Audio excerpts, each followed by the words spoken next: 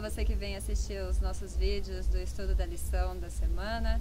Nós estamos com mais uma lição essa semana, a lição 4, certo? Isso.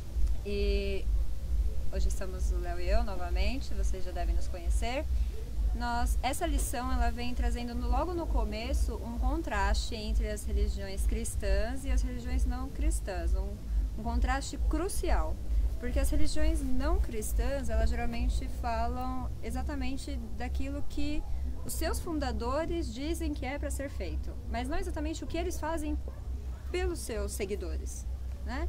Em contraste, nós temos as religiões cristãs. Cristão quer dizer que acredita em Cristo. Então, além de falar tudo que Cristo pede para nós fazermos, também fala aquilo que Cristo faz por nós, para a nossa salvação. Então, é uma religião um pouco mais próxima, né, de nós, como a gente pode ser pessoas melhores, e não uma coisa tão utópica, tão distante, porque geralmente as religiões não cristãs, elas ficam, né, muito distante. São os fundadores que falam, ó, tem que ser assim, tem que fazer desse jeito, tem que fazer daquele outro jeito, mas você não vê exemplos práticos desses próprios fundadores falando que fizeram e deu certo, né? É muito raro a gente ver isso. Diferente já das cristãs que tem como referência Cristo, e isso a gente encontra na Bíblia, cada ato que ele fez, né? E aí depois a lição ela começa a entrar num tema que aí começa a gerar um pouco mais de divergência entre essas outras religiões cristãs, que ele entra basicamente na Trindade, a doutrina da Trindade, porque o tema da lição é a salvação e o tempo do fim. Já que a gente está falando sobre o grande conflito, já que a gente está falando sobre temas escatológicos, falando sobre o tempo do fim, a lição dessa semana vem falar da importância e de como a gente deve olhar a salvação, se existe alguma diferença na Bíblia, se existe alguma abordagem específica quando a gente fala de salvação e o tempo do fim. Sim. Então, o primeiro tema que a gente traz aqui é o Pai, né? O Pai e o tempo do fim. Por que a importância da gente falar do Pai e o tempo do fim? O amor do Pai. Aqui a gente, como a gente introduziu aqui, as religiões cristãs, aqui é um ponto pacífico para todo mundo. Todo mundo acredita que Deus é Pai, Deus é soberano. E até outras religiões que pode até não ser cristãs, acreditam numa força, numa mística, num universo, na natureza, de alguma forma, num poder maior que existe. Então, acho que aqui a diferença ela é menor. Sim. Mas ainda assim é importante a gente pontuar que não existe diferença entre o Deus do Antigo e do Novo Testamento, como é muito comum, né? O Antigo Testamento, Deus é o juiz, Deus pune, tirano, é tirano. E já chega lá no Novo Testamento, ele é amor, ele é misericórdia, bondoso, é o Deus da graça. E aqui é onde nós como os adventistas do sétimo dia, como protestantes, e como a gente acredita que tem a última mensagem presente, é aqui onde a gente se diferencia quando a gente fala de Deus Pai. Sim. Porque certamente o Deus é o mesmo. E quando a gente olha até a história de Jesus, quando ele fala lá para Filipe, ele fala exatamente isso. Como você pede para me mostrar tanto tempo vivendo comigo e você me pede para mostrar o Pai? Como se eu ainda não bastasse. Entendeu que você olhando para mim você vê o Pai? Até em João fala, né? João 1, de 1 a 3 é o clássico verso que temos aqui na Bíblia, um clássico trecho, que no princípio era o Verbo e o Verbo estava com Deus e o Verbo era Deus. Verbo aqui é Jesus. Então ele já estava no princípio, ele criou tudo. Aí fala aqui, ó, ele estava no princípio com Deus. E no terceiro verso ali de João 1 fala: todas as coisas foram feitas por intermédio dele, e sem ele nada do que foi feito se fez. Então fica muito claro que Jesus era Deus. Sim. E aí se você contrasta, porque geralmente Jesus é visto no Novo Testamento exatamente como uma figura de Deus, misericordiosa, bondosa, amável e tudo mais. E aí a gente diz que lá no Antigo Testamento ele era tirano, então não está fazendo sentido, sendo que acabou de falar que ele estava no princípio, ele que criou tudo e ele que é Deus. Começa a ter esse contraste. Como é que a gente consegue lidar com isso? E a outra questão que a gente, aqui já falando de Cristo, na parte do Filho da Trindade, que muitas pessoas têm dificuldade para entender, é a dualidade que existe entre a natureza divina que Cristo tinha e a natureza humana.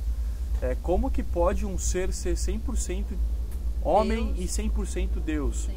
E aqui a gente tem evidências na Bíblia, né, que falam da natureza. Jesus veio 100% homem, porque ele chorava, ele crescia em sabedoria e graça, ele sentia fome, ele precisou ser educado pela mãe, ele tinha todas as necessidades básicas que qualquer ser humano tem.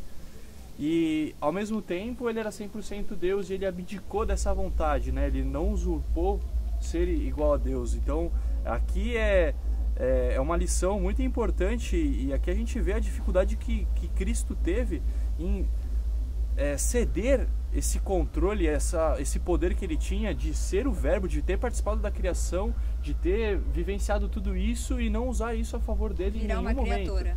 Ser totalmente igual a nós nesse sentido de a vontade, o poder que ele utilizou é o mesmo poder que a gente tem disponível hoje. Não é um poder diferente. Sim. É o mesmo poder que a gente teria disponibilidade, ele usou. A diferença é que a comunhão que ele tinha, a noção que ele tinha, a espiritualidade que ele tinha, isso fizeram com que esse poder de fato aumentasse. Não aumentasse, mas que entrasse na prática, né?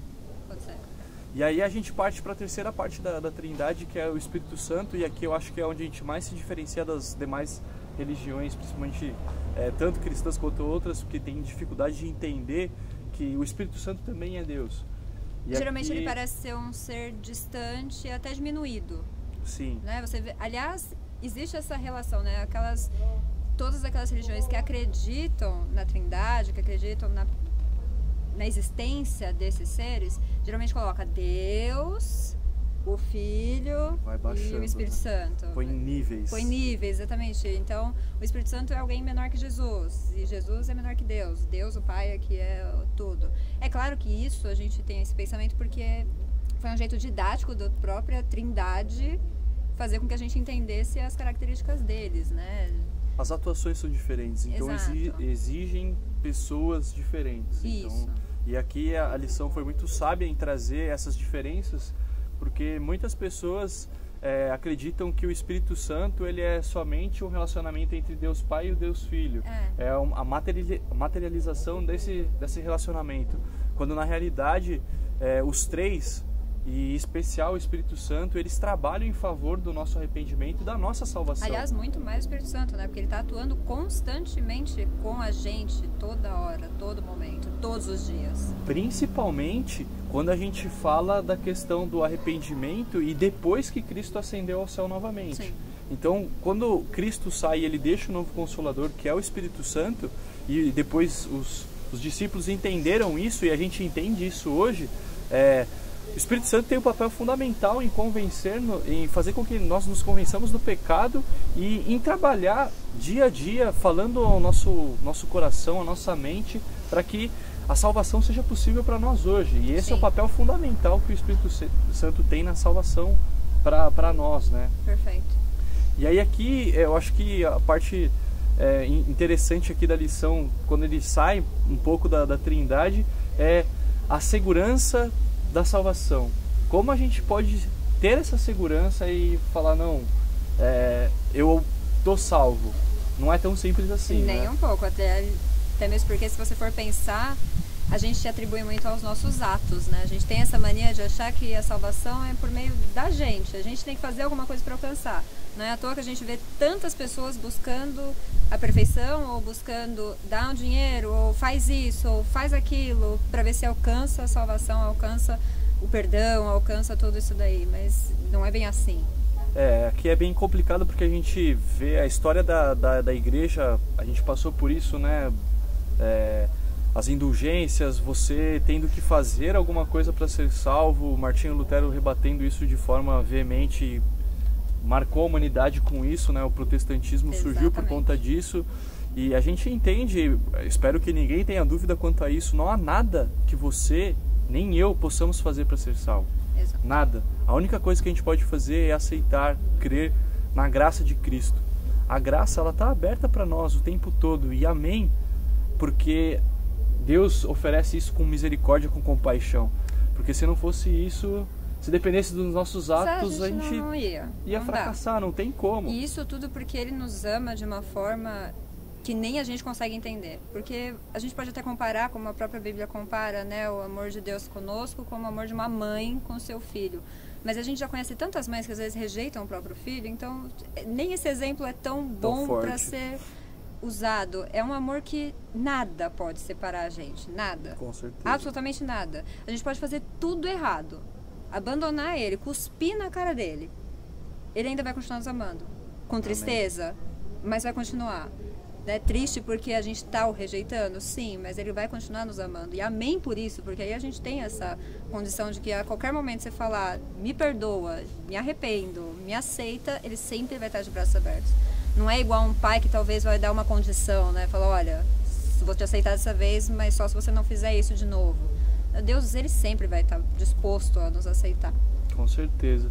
E uma das coisas que nos dá segurança da salvação é justamente saber que o Evangelho é eterno, que a mensagem, ela percorre, como a gente falou, desde o Antigo até o Novo Testamento, desde o início do mundo até o final. Nunca mudou. A mensagem é a mesma, a disposição de Deus para nos salvar é sempre a mesma, ele sempre toma iniciativa na salvação, não depende da gente buscar a salvação. Mais uma vez, louvado seja Deus por isso. E esse é o que tem que ficar para nós, a importância de que a Trindade, Deus Pai, Deus Filho, Deus Espírito Santo, eles tomaram a iniciativa do plano da redenção, estenderam para nós e cabe a nós somente aceitar. Então, você amigo aí de casa, eu oro para que você, assim como eu, assim como minha esposa, que você aceite a mensagem da salvação, que a salvação seja realidade na sua vida, que você sinta a paz e a alegria que essa mensagem traz. Tenha uma boa semana e fique com Deus.